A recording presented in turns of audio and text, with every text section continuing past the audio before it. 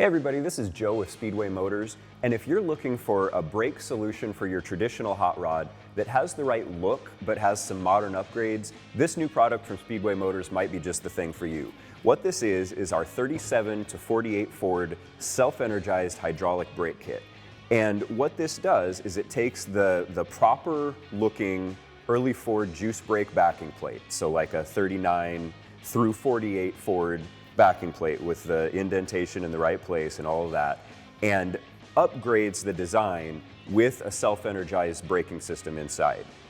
Now what the difference is when compared to an actual early Ford, this is a 41 brake, the shoe is pinned on the bottom, and in this case the early ones had an adjuster down here, and then the wheel cylinder pushes the shoe out, and that is kind of the extent of your braking force, is the hydraulic force of the wheel cylinder pushing the shoe out. With this self-energizing design, what it does is as the wheel cylinder pushes the shoe out, this shoe actually kind of rotates. There's no pin down here, so the rotating drum causes the shoe to rotate, which in turn pushes the other shoe out and sort of compounds your braking force. And what that can do is lead to a really positive pedal feel, and that's not something that these early Ford brakes are really known for.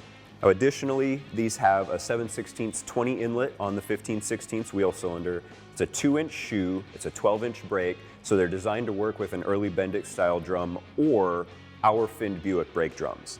Now, we say that this is a 37 to 48 brake because they're designed to fit 37 to 48 spindles. Now, a note, you will have to clearance the top of a round back spindle.